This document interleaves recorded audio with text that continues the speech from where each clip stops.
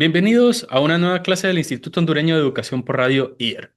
En esta ocasión estudiaremos la semana número 4 del libro de Fundamentos de Psicología para décimo grado.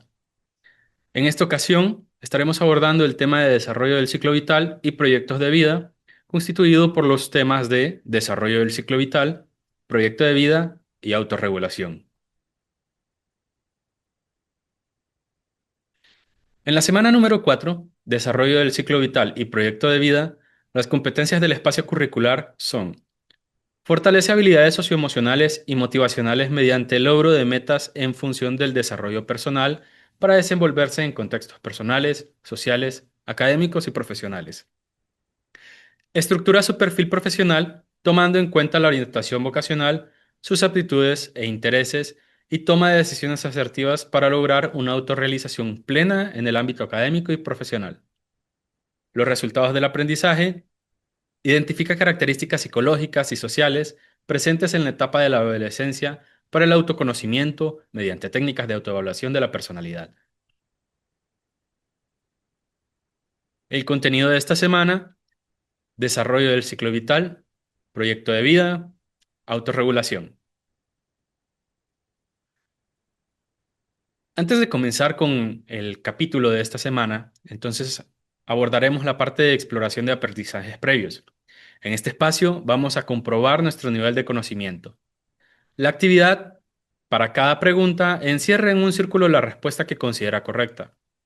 La primera pregunta: ¿qué estudia principalmente la psicología del desarrollo? La opción A, la memoria; la opción B, la personalidad; la opción C, los cambios a lo largo de la vida; y la opción D, los procesos biológicos relacionados al cerebro. La segunda pregunta: ¿cuál es la primera etapa del ciclo vital? La opción A, la infancia; la opción B, la etapa prenatal; la opción C, la adolescencia; y la opción D, la adultez temprana. La tercera pregunta: ¿a qué nos referimos con proyecto de vida?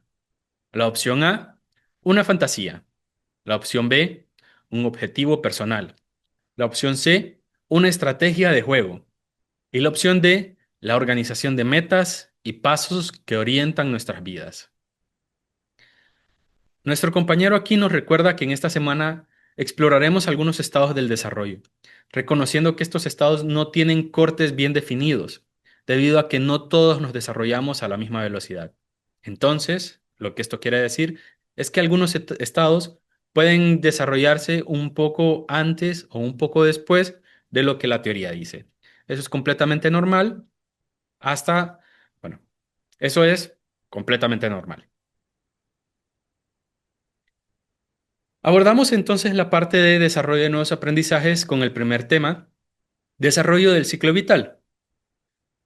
Se le llama psicología del desarrollo al estudio de cómo cambia la gente desde el nacimiento a la vejez. Considerando que una persona cambia a lo largo de su vida, la psicología del desarrollo incluye todos los temas estudiados por los psicólogos, pero con la particular énfasis en cómo y por qué se presentan estos cambios a medida que envejecemos. La psicología del desarrollo tiende a centrarse en tres preguntas de interés. La primera pregunta: ¿cuáles son las características individuales frente a los rasgos compartidos? Y a esto se refiere que aunque existen muchos patrones comunes en el desarrollo humano, también es verdad que cada vida es única en ciertos sentidos. Por ejemplo, muchas mujeres atraviesan la niñez, la adolescencia y la adultez, se casan, tienen hijos, obtienen un trabajo y alcanzan a convertirse en abuelas. Pero también es cierto que no todas nacen en familias acaudaladas. Son extrovertidas o enviudan a una edad temprana. Así, hay hitos del desarrollo comunes y acontecimientos que nos marcan, pero que pueden ocurrir en distintas maneras. La segunda pregunta que aborda la psicología del desarrollo es: ¿crecer implica cambios de magnitud o de esencia? Y con esto se refieren a que el desarrollo humano se caracteriza por transiciones importantes. En gran parte de estas transiciones hablamos de un aumento de las capacidades cognitivas, una continuidad con el pasado; en otros casos los cambios son sustanciales y no comparables con capacidades pasadas. Por ejemplo, ¿qué capacidades crecen como si fueran una planta aumentando su tamaño o se transforman como una oruga al convertirse en mariposa? Por ejemplo, el razonamiento lógico lo vamos desarrollando, va creciendo de manera en magnitud, pero cuando hablamos del lenguaje hay un gran corte entre antes y después del lenguaje. Y la tercera pregunta que aborda la psicología del desarrollo es, ¿somos consecuencia de la herencia o del medio ambiente? El desarrollo humano se explica como una combinación de fuerzas biológicas y ambientales que interactúan constantemente para modelarlo. Y la gran interrogante es entonces, ¿alguna de ellas tiene mayor peso en cada una de las etapas de la vida? Antes de continuar, tenemos que aclarar que cuando hablamos de hitos del desarrollo, nos referimos a las habilidades o capacidades que se espera que un niño alcance o que una persona alcance en diferentes etapas de su crecimiento. Continuamos entonces. Pasamos a la parte de concepción, gestación y nacimiento. Alguna vez se han preguntado desde cuándo existen los genes que se originaron? Estos genes que yo porto, ¿en qué momento surgieron? Quizá no eran míos, pero surgieron en algún momento. Bueno, nuestros genes tienen un largo recorrido antes de llegar a nosotros. La mitad de ellos comienzan su historia en nuestras abuelas maternas. Durante el desarrollo fetal de las mujeres se desarrollan también los óvulos. Aunque inmaduros, las acompañarán el resto de su vida. Esta cantidad no podrá aumentar tras el nacimiento. Durante el embarazo de nuestras abuelas, gestando a nuestras madres, por supuesto, y durante el embarazo de nuestras madres, gestándonos a nosotros, eventos estresantes pueden tener consecuencias epigenéticas. Más adelante vamos a ver qué es epigenética. Los hombres, por su parte, producirán esperma sin parar durante la pubertad. Del lado paterno, proviene la otra mitad de genes. La condición física y el estilo de vida del padre también podrán tener implicaciones importantes en el desarrollo fetal. La mala salud del padre puede predisponer a complicaciones como la preeclampsia, el bajo peso al nacer, enfermedades metabólicas como diabetes. Y esto resalta la importancia de la salud preconcepcional de ambos padres. Antes de que los padres decidan tener un hijo, es recomendable entonces empezar o tratar de asumir estilos de vida saludable, incluso para el padre, hasta un año antes de decidir tener hijos. Nos quedamos con la pregunta entonces de qué es la epigenética. Y aquí tenemos la respuesta. La genética es la rama de la biología que estudia los genes, la herencia y la variación genética entre organismos. Podemos interpretar a los genes como los planos potenciales de una construcción. Debido a que los genes no son planos estrictos, sino que dejan espacio a ligeras variaciones, surge entonces el concepto de epigenética. Epi viene del griego sobre y constituye el estudio de las modificaciones en las expresiones de los genes. Son los trabajos en epigenética que nos resaltan la importancia de la salud de ambos padres incluso antes de la concepción. Algunos trabajos apuntan a que niveles elevados de estrés durante el embarazo inducen cambios epigenéticos relacionados a cambios en la personalidad, predisposición al déficit de atención y a la depresión. No significa em, que definen la vida de, pero sí predisponen. También se ha registrado que la hambruna durante el desarrollo fetal aumenta el riesgo de desarrollar las enfermedades de la arteria coronaria e intolerancia a la glucosa. Esto es muy interesante al final porque algunos factores epigenéticos pueden llegar a predisponer incluso para obesidad. De nuevo, la predisposición no significa de que esto ya esté grabado y que nuestra vida tiene que ser así. Volvemos a, a una de las preguntas de la psicología del desarrollo. ¿Qué tanto afecta, por ejemplo, mi estilo de vida con las predisposiciones que yo tengo? Si llevo un estilo de vida saludable, es posible que yo logre mitigar estas predisposiciones. Continuamos avanzando. Tras la fertilización del óvulo por un espermatozoide, este atraviesa una serie de cambios, dividiéndose en una secuencia ordenada que permitirá la maduración de células. Para los 40 días, el embrión ya tendrá un cordón nervioso que eventualmente madurará hasta ser la columna. En la novena semana, comenzará a llamársele feto y tendrá algunos rasgos faciales humanos distintivos.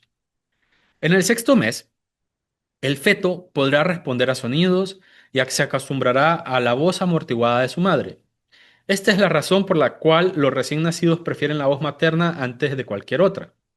Durante este periodo, los fetos también se acostumbrarán al idioma de la madre y tras el nacimiento, los llantos del bebé tienen la ennotación del idioma de la madre. Aunque la mayoría de sustancias nocivas para los fetos son filtradas por la placenta, algunas sustancias logran atravesar esta protección. Es por eso, es por esta razón que durante el embarazo se desaconseja el consumo de alcohol, tabaco, nicotina, marihuana y vapeo. Básicamente, todas las drogas, pues atraviesan dicha barrera y afectan el sistema nervioso central del feto.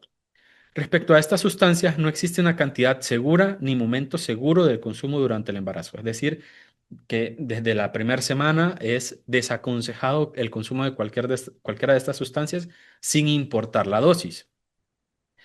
Por ejemplo, el alcohol puede llevar al desarrollo del síndrome alcohólico fetal, cuyas consecuencias son problemas de visión y audición, problemas conductuales, dificultades en el aprendizaje, retraso en el desarrollo, entre otros.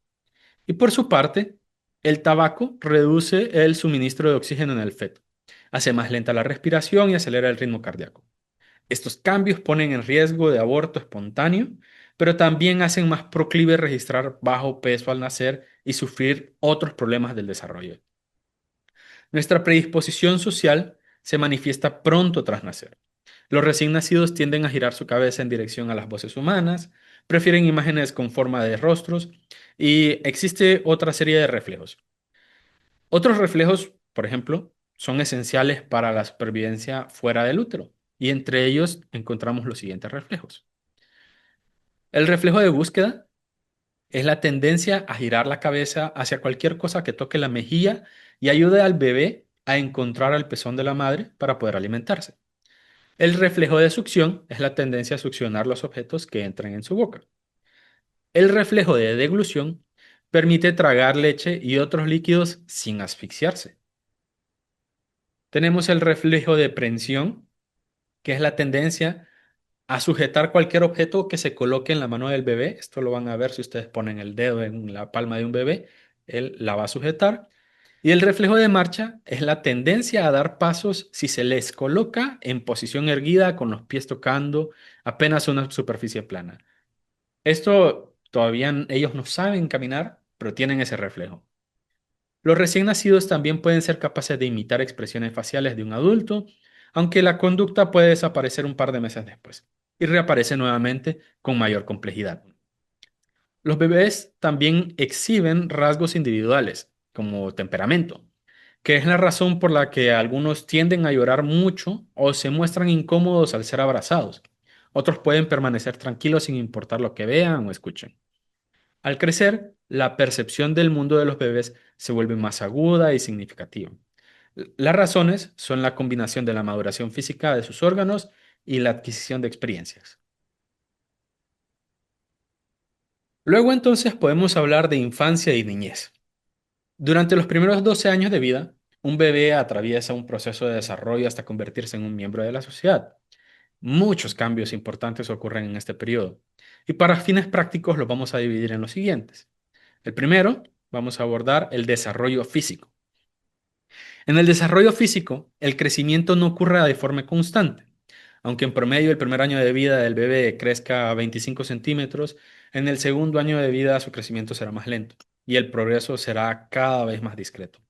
El crecimiento rápido no ocurrirá de nuevo hasta el inicio de la adolescencia. Hay una broma de un matemático que dice, mi hijo está creciendo tan rápido en estos primeros 2 meses que si continúa con esta trayectoria va a ser más grande que el planeta en un par de años. Y eso es cierto. Ese crecimiento se desacelera porque no puede mantenerse en el tiempo. Junto al crecimiento del cuerpo, entonces, el cerebro también aumentará de tamaño. De hecho, al nacer tendremos la mayor cantidad de neuronas de nuestra vida. Sin embargo, estas neuronas están inmaduras y desorganizadas. Para los 2 años, su cerebro tendrá aproximadamente 3/4 partes de su tamaño adulto, y durante estos primeros 2 años la cabeza del niño es más grande en proporción a su cuerpo. Este crecimiento, de nuevo, reducirá su velocidad, e incluso el cuerpo crecerá un poco más rápido. Para los 10 años el crecimiento de la cabeza está prácticamente completo en tamaño. Sin embargo, el cerebro continuará su proceso de maduración hasta bien entrada la adultez. Hay una etapa muy importante en todo esto de cuando nos referimos a que nacemos con todas las neuronas y que no están organizadas. Hay un proceso llamado poda neuronal, que en la poda neuronal entonces lo que ocurre es que esas neuronas, las conexiones que tienen que no se reforzaron, que no se utilizaron y que realmente no ayudan a organizarse, entonces se realiza para dar forma, ¿no? Y se llama poda literalmente porque le ayuda a tener una estructura.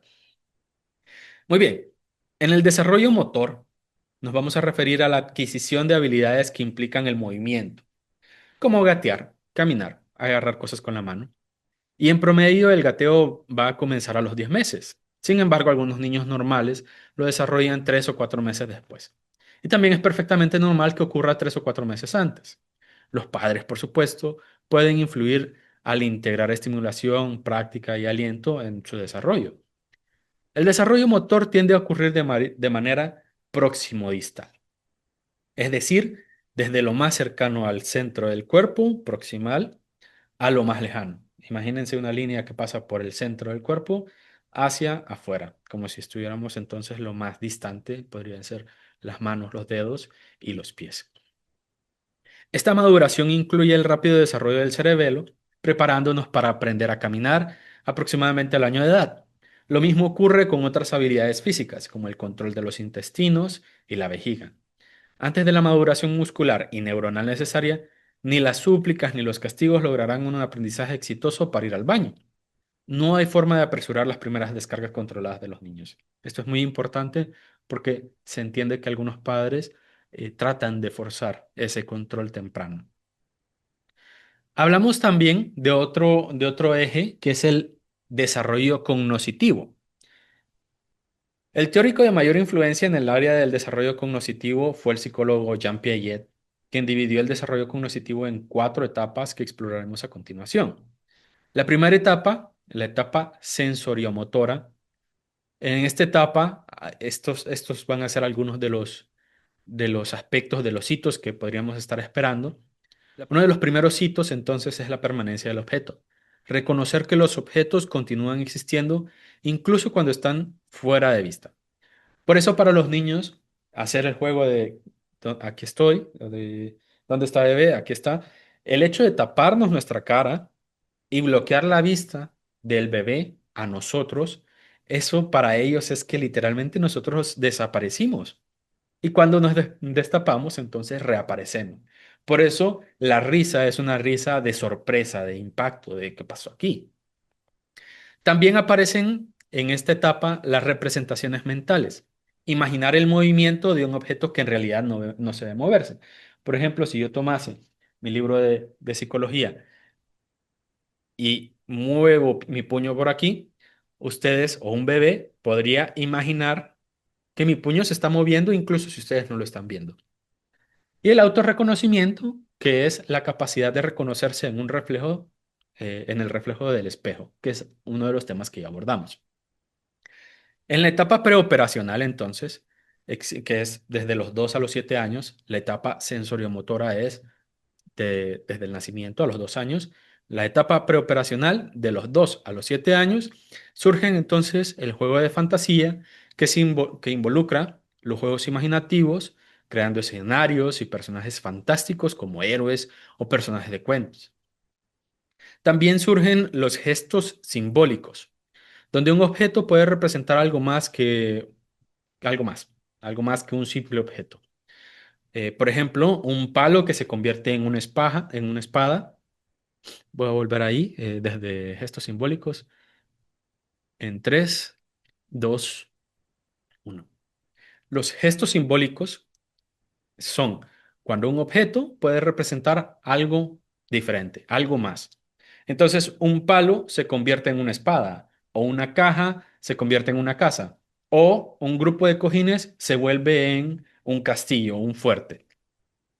Otro de los puntos que podríamos esperar en esta etapa es el egocentrismo, que constituye las dificultades para ver las cosas desde un punto de vista de otra persona o ponerse en el lugar de alguien más. Y también el animismo, que es atribuir características humanas a objetos inanimados. Entonces, a partir de esta edad, por ejemplo, eh, ver un calcetín haciendo el movimiento, ya atribuye que este calcetín es un títere, que este títere tiene algún nivel de autonomía, algún nivel de conocimiento, a pesar de que eh, puede que esté viendo al ventríloco o al titiritero moviendo la boca. Pasamos entonces a la etapa de operaciones concretas que constituye desde los 7 a los 11 años. Y durante esta etapa se aprende a considerar más de una dimensión de un problema a la vez y a mirar una situación desde un punto de vista de alguien más. La conservación consiste en entender que la cantidad de sustancia, masa, peso o volumen, permanece igual a pesar de los cambios en su apariencia. Por ejemplo, cuando un vaso de agua que se vierte en un recipiente más ancho continúa con la misma cantidad de agua. El principio de conservación consiste en comprender que un vaso más alto no necesariamente contiene más agua que un vaso más ancho. Y con esto nos referimos a que si yo tomo esta botella de agua, por ejemplo, y la vierto completo en un vaso muy ancho y le pregunto a un niño, ¿qué tiene más agua? ¿La botella o el vaso? Probablemente un niño que no haya llegado a la etapa de conservación me va a decir que la botella porque es ligeramente más alta y como es más alta, entonces tiene más. Y si yo tomo un vaso ancho, entonces, y la misma cantidad de agua la vierto en un vaso alto y vuelvo a hacer la pregunta, me va a decir que entonces sí es el vaso alto el que tiene más agua. Para ustedes, entonces ya entenderán que el agua continúa siendo la misma cantidad. Yo no he tomado nada, no he botado nada de agua, entonces continúa siendo la misma cantidad y este principio de conservación entonces se adquiere aproximadamente en esta edad. Y la clasificación compleja entonces constituye que se pueden agrupar objetos según sus características y entender que un objeto puede permanecer o pertenecer a múltiples categorías. Por ejemplo, un ejemplo un poco más directo. Perros y gatos son animales, pero perros y gatos también son mamíferos y son vertebrados y son carnívoros. Y todo esto sin dejar de ser perros y sin dejar de ser gatos. Incluso los perros pueden tener razas o variedades y continúan siendo perros. Entonces, una vez pasada esta etapa, pasamos a la etapa de operaciones formales, que es de los 11 años en adelante. Y durante esta etapa, el pensamiento es capaz de sustentarse en principios abstractos como la democracia. También puede formular hipótesis, probarlas mentalmente, aceptarlas o rechazarlas de acuerdo con los resultados de estos experimentos mentales. A esta edad, aumenta la tendencia a ser autorreflexivos sobre sus pensamientos y menos egocéntricos. Finalmente se fortalece la metacognición, que es la capacidad para reflexionar sobre los propios pensamientos y la forma en que se razona. Cuando ustedes están pensando, por ejemplo, eh, yo estoy teniendo problemas en esta clase, eh, tengo que, tengo que, tengo que esforzarme más. Y luego piensan, ok, sobre ese pensamiento, este pensamiento de tengo que esforzarme más, piensan, bueno, este pensamiento necesito conservarlo, valorarlo. Entonces ya ven que hay niveles de pensamiento que básicamente se van acumulando y a eso nos referimos a metacognición. Esa capacidad, esas otras capas superiores de capacidades cognitivas. O, por ejemplo, si yo estoy en clase y me distraigo y yo soy capaz de percatarme de lo distraído que estoy, no es el docente, soy yo mismo que digo, hey, estás distraído, concéntrate. Eso, ese ejercicio introspectivo, nos referimos a un proceso metacognitivo. Pasamos entonces a la siguiente etapa, la adolescencia. Y la adolescencia se caracteriza por ser una etapa de cambios y de exploración y de búsqueda, pero también de preocupaciones y problemas. Durante la adolescencia también se fortalece la identidad y los valores personales. En términos sociales, el adolescente no es un niño, pero tampoco un adulto. Antes de continuar, vamos a hacer un muy breve paréntesis en el concepto de crisis. Una crisis es un reto psicológico particular que deberá resolverse idealmente dentro de esta etapa, dentro de la misma etapa de vida donde surge. Y van a ver que de aquí en adelante van a aparecer unas cuantas menciones de crisis. Durante la adolescencia, continuando con el tema de adolescencia, ocurre la pubertad, también la llamada adolescencia inicial. Este periodo es caracterizado por cambios hormonales que generan un rápido crecimiento físico y el desarrollo sexual. Si bien es usual alcanzar la madurez reproductiva en los primeros años de la adolescencia, la madurez social e intelectual tiende a demorarse un poco más. Y esta tensión entre lo biológico y lo social puede provocar sentimientos agitados y estresantes en los adolescentes. El más evidente de los cambios físicos inicia con el estirón de crecimiento, así se le conoce. Este constituye un rápido aumento en altura y peso. Este crecimiento puede comenzar a los 10 años y medio en niñas y a los 12 años en niños. Junto con el estirón, continúa la diferenciación sexual. En niños, los testículos y el pene aumentan su tamaño, se desarrolla el vello púbico y el vello facial, además de profundizarse la voz. En niñas se desarrollan los pechos y el vello. Además aparece la menarquía, que es el primer periodo menstrual que ocurre alrededor de 1 o 2 años después del estirón, dependiendo de la salud y la nutrición. La adolescencia intermedia abarca aproximadamente desde los 14 años hasta los 17 años. Esta etapa se caracteriza por una preocupación por conciliar tanto el reconocimiento personal como el externo. Y para el psicoanalista Erik Erikson, durante esta etapa los adolescentes deberán resolver una crisis que enfrenta su identidad con los roles que desempeñan. Los adolescentes entonces deberán decidir quiénes son y lo que harán con su vida. Para Erikson, una resolución adecuada se caracteriza por una identidad firme, lista para sus planes a futuros. Quienes no logren esta resolución lidiarán con confusión y algunas dificultades para tomar decisiones. Finalmente, durante la adolescencia tardía, entre los 18 y los 21 años, sí, la adolescencia no termina al cumplir la mayoría de edad. Finalmente, durante la adolescencia tardía, entre los 18 y 21 años, se consolidan cambios físicos y psicológicos y se definen metas vocacionales y personales. Pasamos entonces a la adultez. La adultez se divide tradicionalmente en tres etapas: la adultez temprana, la adultez media y la adultez tardía. La adultez temprana abarca aproximadamente desde los 20 años hasta los 40 años. La adultez media desde los 40 hasta los 60 años y la adultez tardía desde los 60 años en adelante. Esto incluyendo la vejez.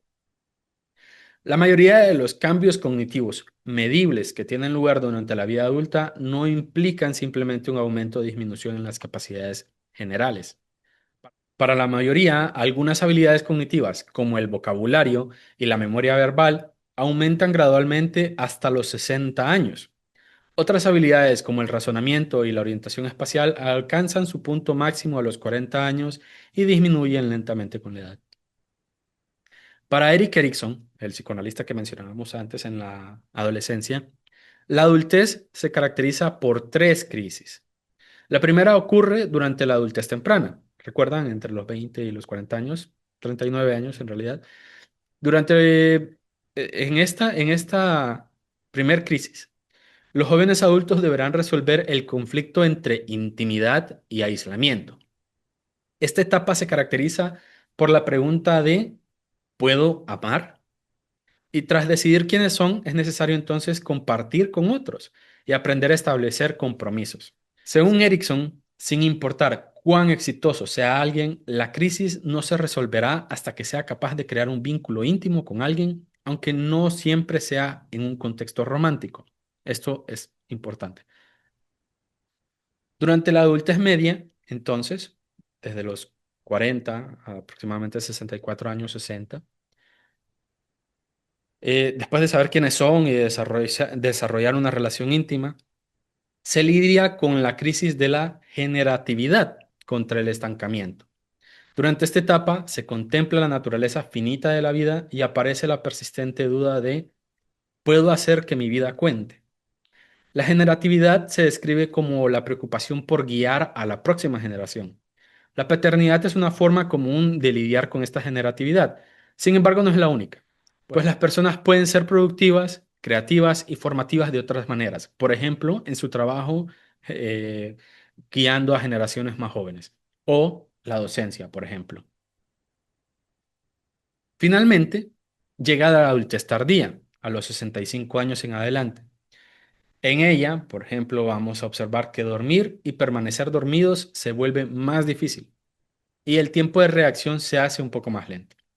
La visión, la audición y los sentidos del olfato empiezan a perder agudeza y la circulación se hace más lenta y la presión sanguínea aumenta. Los pulmones también tienen menos capacidad, por lo que los adultos mayores tienden a tener menos energía. Durante la adultez tardía se manifiesta la duda o la crisis que mencionábamos. ¿Está bien haber sido yo? Propia de la crisis del ego contra la desesperación. En esta etapa final de la adultez, la tendencia es la búsqueda de la sabiduría, la tranquilidad espiritual y la aceptación de sus vidas. Para Erickson, así como un niño con sana autoeficacia no tendrá miedo a vivir, un adulto con esta crisis resuelta no tendrá miedo a morir. A menos que la maduración cerebral sea demorada con el consumo excesivo de alcohol, la corteza prefrontal, la parte más delantera de nuestra corteza, de nuestro cerebro, comenzará su maduración durante la adolescencia y se extenderá hasta los 25 años. Ya ven que es un poco entrada a la adultez temprana. Entre las muchas funciones que tiene la corteza prefrontal, encontramos que ayuda a inhibir las conductas impulsivas y arriesgadas, pero también contribuye con una mejor regulación emocional. Quedamos entonces con esta imagen de las etapas de la adultez temprana, desde los 20 a 40 años, la adultez media, 40 a 64 años, 60 a 64, pueden jugar con, ya ven que los hitos de desarrollo no son necesariamente fijos, y la adultez tardía a 65 años en adelante. Pasamos entonces a la etapa de consolidación y reforzamiento de aprendizaje. La actividad en esta ocasión es que en cada segmento deben colocar al menos un ejemplo de cambio físico, cognitivo y socioemocional que recuerden del texto. Procura no revisar el texto. Las etapas entonces que se observan son la etapa prenatal, la infancia, la adolescencia y la adultez. Pasamos entonces al segundo tema en el desarrollo de nuevos aprendizajes. En este tema vamos a abordar el proyecto de vida. El señor que aparece en pantalla entonces es el profesor Viktor Frankl, quien sobrevivió desde 1942 hasta 1945 en 4 campos de concentración nazi, entre ellos, por supuesto, Auschwitz. Registró sus experiencias en el libro de El hombre en busca del sentido, donde aborda, en gran medida, el proyecto de vida. Muy bien, para Viktor Frankl, entonces, este señor de quien les acabo de contar, que fue psiquiatra y filósofo, todo puede ser arrebatado menos una cosa. La última libertad humana, la última, es elegir su actitud ante cualquier circunstancia y elegir su camino propio, su propio camino. Para Frankl, las circunstancias existen y no podemos negarlas, pero podemos actuar conforme a nuestras posibilidades y con ello podremos manejarlas. La vida humana moderna se caracteriza por su esfuerzo para tratar de organizar su desarrollo, intentando superar sus debilidades y las brechas que enfrenta en la vida. Aunque no siempre de forma explícita, los retos se abordan mediante planes que procuran seguir un esquema general. Esta visión general que busca generar bienestar y calidad de vida la denominaremos. Esta visión general que busca generar bienestar y calidad de vida lo denominaremos plan de vida, mientras que las acciones concretas y planes más detallados para alcanzar esas metas lo llamaremos proyecto de vida. Las dificultades son inevitables en la vida de las personas. En algunos casos pueden desviarnos de la búsqueda del bienestar y la realización, y en casos más extremos nos aíslan o detonan enfermedades mentales que requieran acompañamiento psiquiátrico o psicológico. Y todo esto para permitir la reintegración en la sociedad, por supuesto. Para el psicólogo, entonces, Ovidio D'Angelo, el proyecto de vida representa una estructura de la personalidad que se configura según las orientaciones personales y dan sentido fundamental. El proyecto toma forma concreta a través de actividades con fines y tiempos definidos, integrando valores, metas y acciones. Los pasos sugeridos entonces para construir un proyecto de vida son: el primero, la autoevaluación. Reflexiona sobre tus fortalezas, debilidades, intereses y aspiraciones. La autoevaluación se acompaña de las preguntas: ¿qué te apasiona? ¿En qué eres bueno? ¿Y cuáles son tus límites? El segundo paso es definir estas metas, establecer objetivos realistas en diferentes áreas de tu vida. Establecer metas poco realistas puede conducir a la frustración y al abandono del proyecto, por lo que entonces se recomienda la metodología SMART, que es SMART por sus siglas en inglés, y se refiere a que deben ser específicas, medibles, alcanzables, relevantes y con tiempos definidos. Específicas, medibles, alcanzables, relevantes y tiempos definidos. La planificación entonces consiste en dividir en pasos concretos los objetivos. Para esto la pregunta es: ¿qué necesitas para alcanzar la meta? ¿Qué recursos ayudarían? ¿Y qué obstáculos puedo anticipar y mitigar? Puede ser de gran ayuda esto, tener claro qué obstáculos podemos encontrar y cómo podemos tal vez no aislarlos por completo, no los vamos a resolver antes de que se presenten, pero nos podemos preparar antes de que se presenten.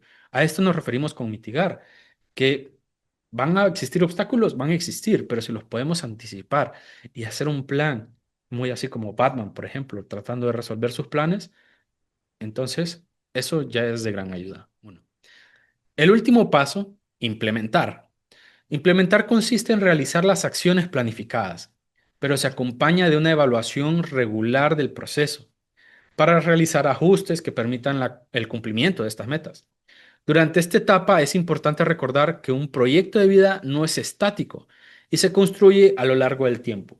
Podemos hacer adaptaciones si consideramos que en la implementación estamos demorando un poco más, podemos hacer ajustes. No significa de que estemos fallando, significa que estamos adaptándonos a las circunstancias y al escenario. Cuando planificamos es frecuente establecer límites de tiempo para identificar si la estrategia se está cumpliendo o no. Decimos que un plan es de corto plazo cuando sus objetivos pueden alcanzarse en un futuro próximo. Esto representa unos meses hasta un año.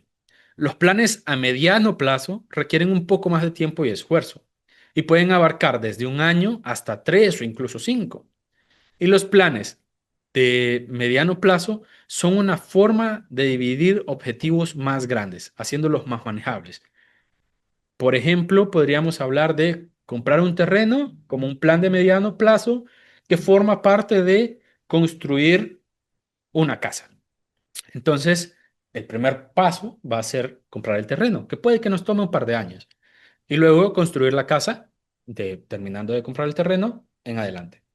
Finalmente, hablamos de planes a largo plazo cuando superan los 5 años y sus objetivos son más ambiciosos y significativos.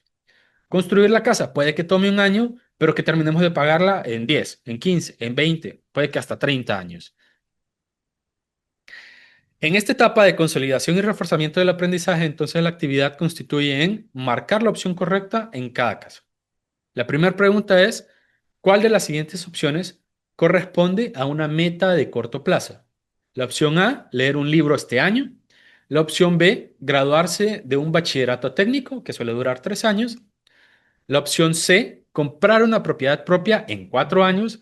Y la opción D, establecer una empresa con impacto social en la comunidad. ¿Cuál opción? Recordemos, las metas de corto plazo se refieren a menos de un año. La segunda pregunta: ¿a qué nos referimos con implementar un plan? La opción A, realizar las acciones planificadas. La opción B, reflexionar en nuestras fortalezas. La opción C, Dividir en pasos concretos un objetivo y la opción D, establecer tiempos para cumplir el plan. En la siguiente actividad, entonces, vamos a seguir la metodología SMART para establecer un plan a corto plazo. Recordemos que la metodología SMART pues, se refiere a que el plan debe ser específico, medible de alguna forma, alcanzable, relevante y con tiempos definidos.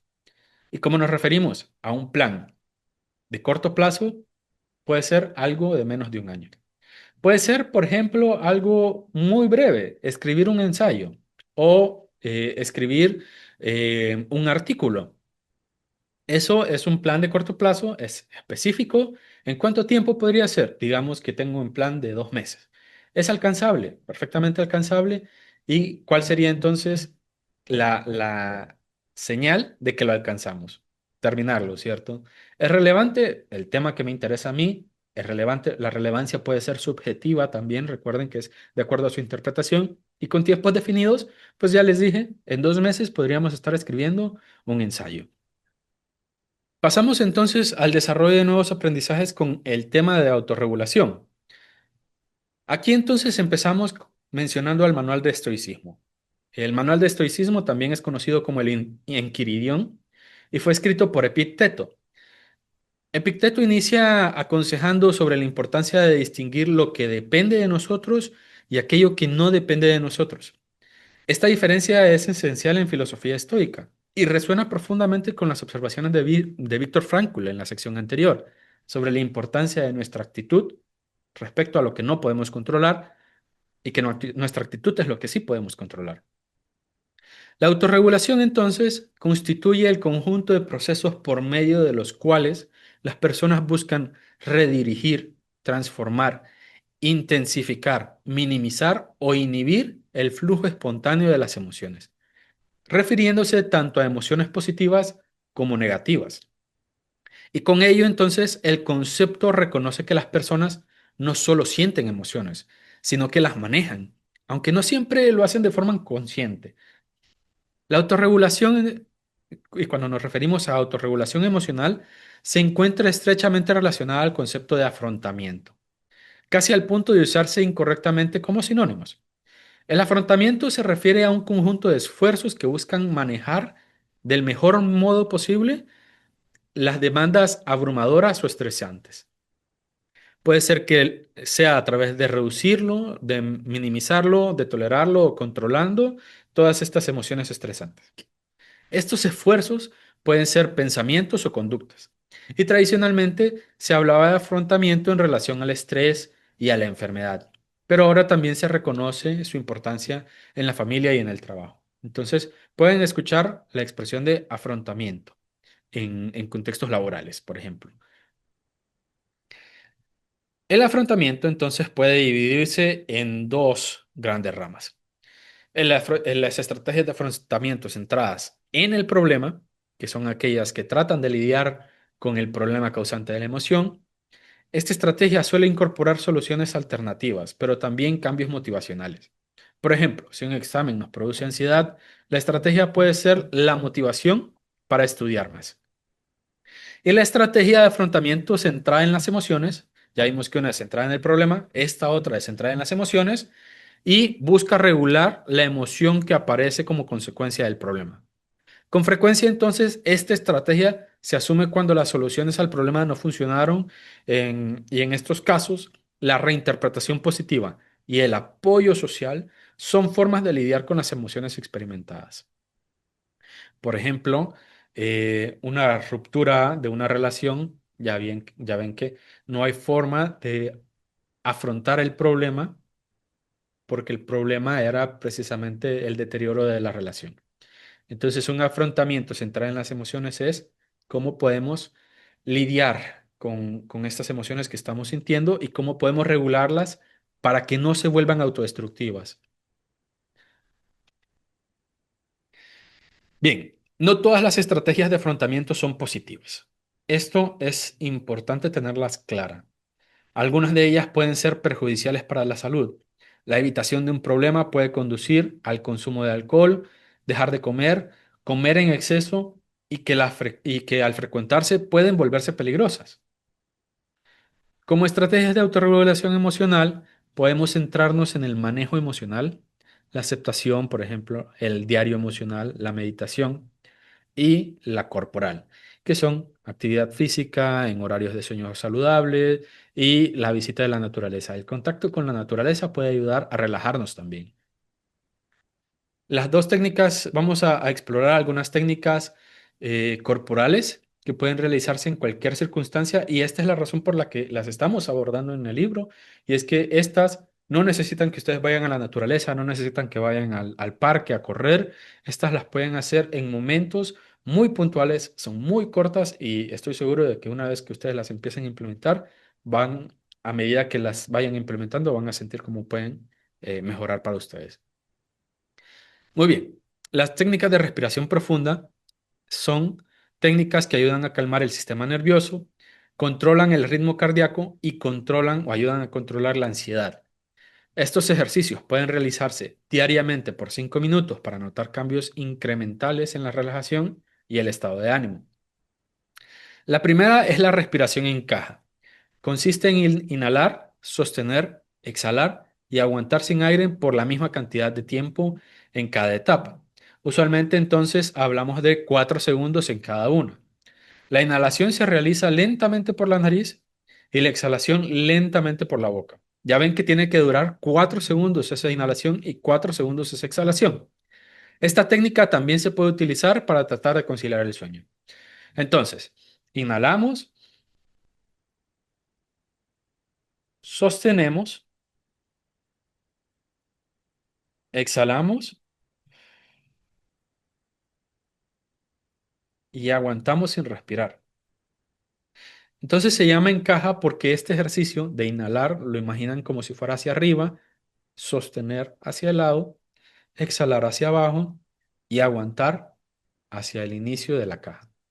Y si ustedes tienen muy buena capacidad pulmonar, pueden extenderlo a 5, 6, 7 segundos y eso lo pueden utilizar con un cronómetro o con el reloj que tengan en su casa. Un reloj de aguja puede servir también. Y la otra técnica es el suspiro cíclico. Entonces, esta técnica consiste en primero inhalar por la nariz hasta llenar los pulmones, hasta sentir que nuestra caja torácica se extiende y sin exhalar, inhalar una segunda vez para terminar de expandir los pulmones. Después entonces exhalamos lentamente todo el aire por la boca y repetimos el ejercicio prestando atención a la sensación del aire al pasar. Podemos concentrarnos en la sensación del aire al pasar por nuestra nariz, la sensación del aire pasando por nuestro conducto respiratorio y la sensación del aire al llenar nuestros pulmones. Nuestra caja torácica van a sentir que se expande. Consiste entonces en inhalar todo lo que puedan. Sostener un momento y luego una segunda inhalación rápida. Y entonces van a sentir cómo se expande incluso la caja torácica por la parte de atrás y luego exhalamos lentamente. No es exhalar, es exhalar lentamente hasta sentir que sacamos gran parte del aire. Y luego eso lo repetimos en ciclos. Es importante y este ejercicio va a parecer eh, un poco absurdo. Yo entiendo que pueda parecer un poco absurdo, pero entendamos que, y esto es curioso, la actividad cerebral, solemos considerar que el cerebro funciona de arriba hacia abajo y no recibe absolutamente ningún estímulo del exterior, o que no podemos controlar los estímulos que recibe el cerebro. Pero este tipo de estrategias nos ayudan a reforzar ese mecanismo de abajo hacia arriba, es decir, del sistema del cuerpo hacia el cerebro. Y ese circuito nos ayuda entonces a relajarnos. Otra técnica que podemos utilizar es la relajación muscular progresiva. Y para esta técnica se recomienda iniciar en una posición cómoda. Pueden estar acostados o sentados. Y luego se realiza la contracción activa de los músculos para crear tensión y liberar progresivamente los mismos. La tensión es por grupo muscular y se recomienda de 5 a 10 segundos tensados y luego la relajación de 15 a 20 segundos. La rutina entonces se repite varias veces en cada grupo muscular antes de pasar al siguiente. No es de que solo tenso los puños y ya paso al siguiente. Y el ejercicio termina entonces al alcanzar la relajación completa. La técnica puede utilizarse para reducir el estrés, la ansiedad y algunos síntomas de depresión. A esto entonces nos referimos a técnicas del estilo de vida. Y con la contracción muscular, entonces pueden pensar cada grupo muscular, por ejemplo, las piernas, eh, los gastrocnemios, lo que llaman gatos usualmente. Luego, tensar los muslos de las piernas, mantenerlos tensos 5 segundos, 10 segundos y luego soltarlos, liberarlos. Luego el abdomen. El abdomen es bastante más sencillo, concentrarnos en el abdomen. Y ojo con esto, porque ustedes también pueden, claro, pueden tensar los grupos musculares contra su propio cuerpo, como cuando cerramos el puño con mucha fuerza, pero también pueden apoyarse en el suelo, por ejemplo. Si están acostados, presionan muy fuertemente contra el suelo y mantienen esa tensión 5 segundos, la relajan, ustedes mismos pueden ir contando mentalmente y relajan. Los grupos del pecho, por ejemplo, la espalda, pueden tensarla 5 segundos y después relajamos. Y esto también se puede hacer incluso con la cara. Por ejemplo, frunciendo fuertemente 5 segundos y luego relajando la cara. Tensando las cejas hacia arriba 5 segundos y luego relajamos otros 10 15 segundos. Incluso tensando la boca. Claro, mucho ojo, no vayan a presionar la mandíbula porque entonces podemos provocarnos un dolor de cabeza por el bruxismo. Y esa es una de las técnicas que pueden utilizar también a diario. Tal vez no para irse a dormir, porque esa actividad puede que no los ayude tanto. En ese caso, si lo van a usar para dormir, se recomiendan técnicas de respiración en su lugar. Muy bien, pasamos a la etapa entonces de consolidación y reforzamiento del aprendizaje. En esta actividad, durante una semana, van a tener que practicar 5 minutos de respiración profunda una vez al día. Para cada día, completa los campos siguientes de la tabla. Para emociones moderadas pueden implementar una técnica de respiración profunda y para emociones intensas pueden implementar la relajación muscular progresiva, que es la que vimos de último. Trata de definir tus sentimientos antes y después del ejercicio. En el nivel de concentración puedes definirlo en 1 hasta 5 y recuerda que no todo progreso es lineal y que está bien si sienten que un día no fue tan productivo como el anterior. Pueden pasar algunos días y si se fijan, hay más de cinco filas en esta tabla y pueden pasar 3 días sin que sientan un progreso real. Pero lo importante es entonces la consistencia. En la tabla entonces van a ver que está la fecha, el estado de ánimo antes, el estado de ánimo después, el nivel de concentración y la técnica utilizada. Las técnicas están arriba y yo espero que con la explicación que les di en este video puedan terminar de abordar cualquier duda que queda del texto. Al finalizar la semana, reflexionen en lo siguiente. ¿Notaron algún patrón en sus emociones o en la concentración que experimentaron? ¿Y utilizaron alguna otra estrategia o consideran que pueden utilizar otra estrategia para relajarse? Por ejemplo, algunas estrategias, ya ven que la tensión y relajación muscular, si ustedes hacen algún tipo de ejercicio, algún tipo de deporte, la relajación que les queda después de hacer ese ejercicio es mucho mayor de cómo la iniciaron. Muy bien, la siguiente etapa entonces consiste en marcar la opción correcta en cada uno de los casos.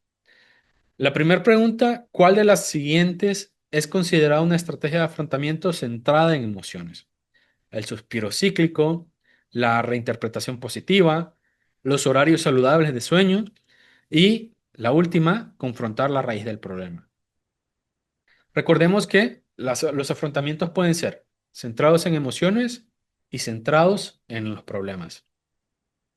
La siguiente pregunta, ¿cuál de las siguientes técnicas no es una forma de autorregulación corporal?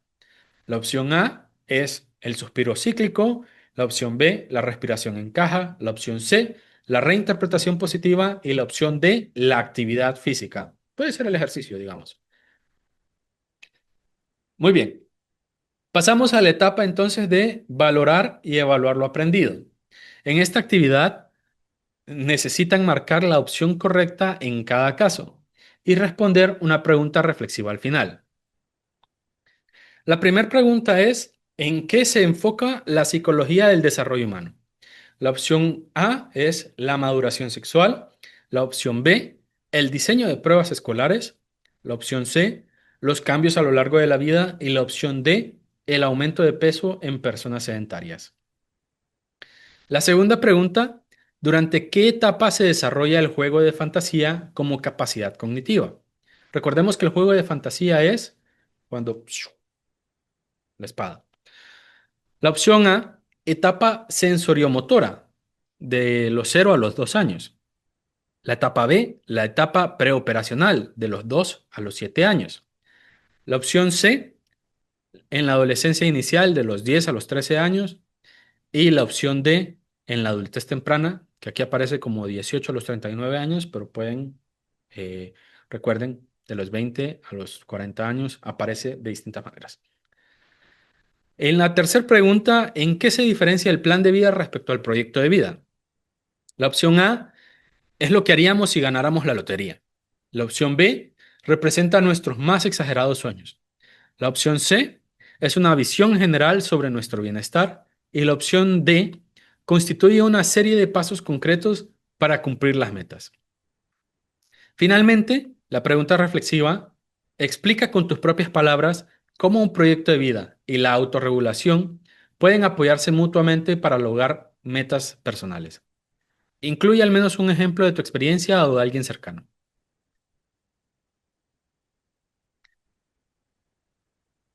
Muy bien. Pasamos entonces a la zona de desarrollo potencial. Las instrucciones que tenemos, lea el siguiente texto y luego responda a las preguntas encerrándolas con un círculo la respuesta correcta. Muy bien. Lawrence Kohlberg y el desarrollo moral. La especie humana destaca en muchos aspectos. Su carácter social le permite compartir residencia con otros cientos, miles o incluso millones de personas. Y su capacidad cognitiva le permite comprender escenarios complejos. Pero su capacidad para abordar dilemas morales y éticos tampoco se queda atrás. Intrigado por el desarrollo de la moralidad, Lawrence Kohlberg dedicó gran parte de su investigación a ello, planteando el siguiente dilema.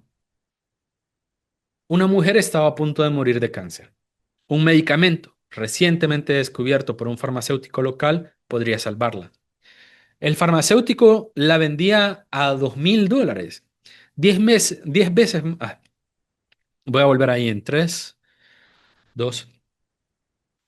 El farmacéutico la vendía en $2.000, 10 veces más de lo que le costó elaborarla. Y el esposo de la mujer enferma le pidió a todos sus conocidos que le prestara dinero, pero solo pudo reunir la mitad del precio. Le dijo al farmacéutico que su esposo estaba muriendo y le pidió que le vendiera más barata la medicina o que le permitiera pagarle después. Pero el farmacéutico se negó. El desesperado esposo entonces decidió entrar a la farmacia a robar el medicamento para su esposa. En su investigación, se preguntaba a niños y adolescentes, ¿debería el esposo haber hecho eso? ¿Por qué? Y basado en las respuestas, en especial en la justificación del por qué, Colbert postuló que el razonamiento moral se desarrolla en etapas. ¿Debería el esposo haber hecho eso? Muy bien. En el nivel preconvencional, las reglas son impuestas por adultos y se deben seguir para evitar el castigo. Además, el razonamiento moral se basa en la satisfacción de las propias necesidades y el interés personal. Un punto importante aquí es que en el nivel preconvencional las reglas se siguen para evitar el castigo. En el nivel convencional, entonces, se valora ser una buena persona y mantener buenas relaciones, actuando de acuerdo con lo que los demás esperan. Se cumplen las normas y las leyes porque son necesarias para el funcionamiento de la sociedad. En esta etapa, entonces, se reconoce que las normas y las leyes son estructuras que nos ayudan a vivir en sociedad. Pero también se valora mucho el prestigio que yo puedo tener como una buena persona. Uno. Y finalmente, el nivel postconvencional. En el nivel postconvencional, las leyes son vistas como contratos sociales y como tales pueden ser evaluados en base a valores como la justicia y los derechos humanos. Aún así, las decisiones se basan en principios éticos universales, como la justicia y la igualdad, y que en ocasiones trascienden las leyes y en las convenciones sociales. En el nivel postconvencional, entonces podemos entender que una cosa puede referirse a la legalidad de una norma y otra cosa es cuando nos referimos a la justicia.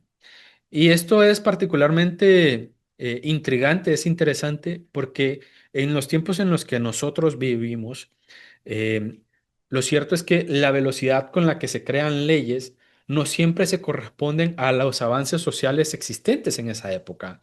Por ejemplo, últimamente hablamos mucho de criptomonedas. ¿Qué leyes regulan las criptomonedas? ¿Son simplemente dinero en efectivo o cómo las podemos conceptualizar? Es entonces cuando entonces es importante hacernos estas preguntas respecto a la legalidad y la justicia de las normas. Cabe destacar que Colbert se interesó por la lógica detrás de las decisiones morales y no tanto por la respuesta misma. Es decir, que ustedes podrían tener respuestas muy diferentes respecto a si el esposo hizo lo correcto, pero la justificación era lo que realmente importaba para Colbert. Y a partir de la justificación, entonces es que él posicionaba en los niveles preconvencional, convencional y postconvencional. Aunque la propuesta de Colbert es criticada debido a que en su momento no incorporó diferencias culturales en los valores morales, sugiere que algunos adultos nunca alcanzan esta etapa más avanzada del desarrollo. Aunque la propuesta de Colbert es criticada debido a que en su momento no incorporó diferencias culturales en los valores morales y sugieren algunos adultos nunca alcanzan etapas más avanzadas del desarrollo, es decir, que se quedan en convencional o incluso en preconvencional. También fue criticada por poder ser interpretada como sexista, pues los jóvenes estaban más inclinados a basar sus juicios en conceptos más abstractos pues los jóvenes están más inclinados a basar sus juicios en conceptos más abstractos y las jóvenes en valorar más las relaciones personales. Estas valoraciones diferenciadas entre los jóvenes no implican una superioridad moral. Pese a ello, investigaciones posteriores encontraron que las diferencias de género tienden a disminuir llegando a la edad adulta.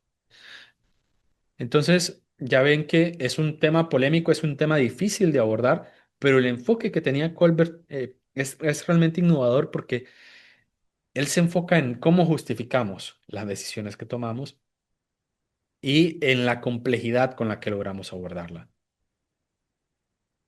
Pasamos entonces a la actividad que consiste en marcar la opción correcta en cada caso y responder una pregunta reflexiva al final.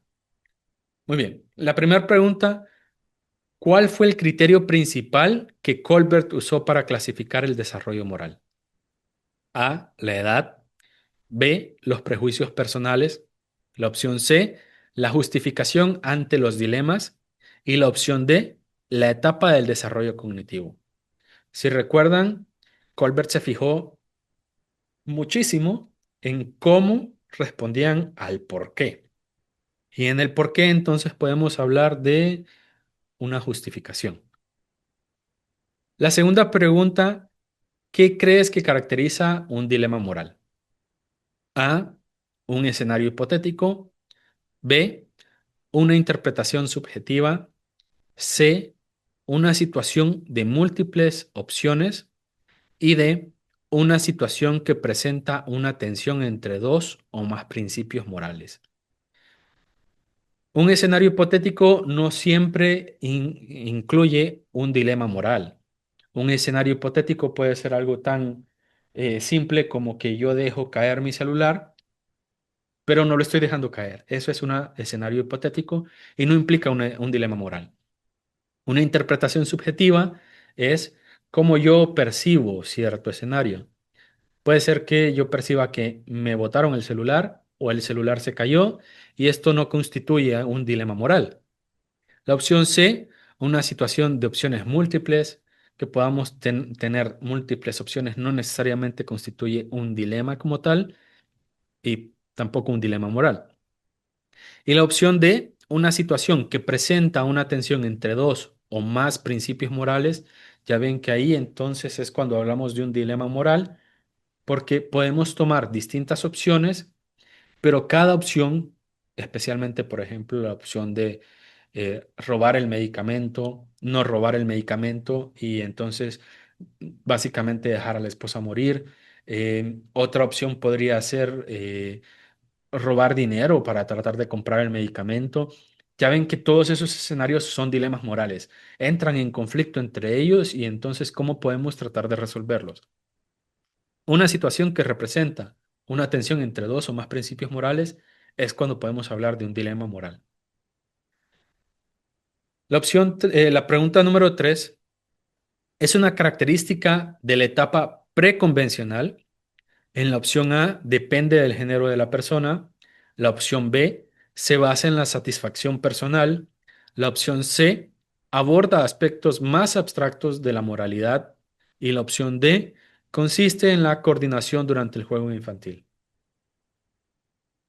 Aquí podemos hablar entonces de la evasión del castigo, en otros elementos respecto a el la satisfacción personal, el egoísmo. Muy bien.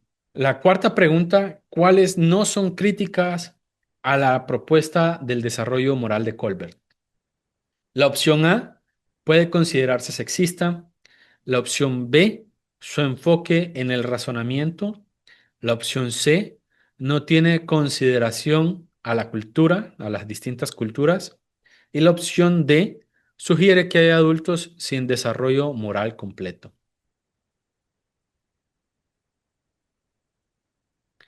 Y finalmente, a continuación, se te presenta un dilema. Consiste en identificar los elementos en tensión y propone una solución. Este es el dilema. En la clase de Juan ingresó un nuevo estudiante que no habla bien el idioma y algunos compañeros se burlan de él. Juan siente pena por el nuevo integrante y quiere acercarse, pero tiene miedo de convertirse también él en objeto de burla, que lo molesten por llevarse con el nuevo estudiante. ¿Qué proponen ustedes? ¿Qué podría ser una solución? ¿Y cuáles son los elementos de tensión que observan en este dilema muy breve? Bueno, con esto entonces concluimos la semana número 4 del libro de Fundamentos de Psicología para décimo grado y nos estaremos encontrando en próximas ocasiones para abordar la quinta semana. Hasta la próxima.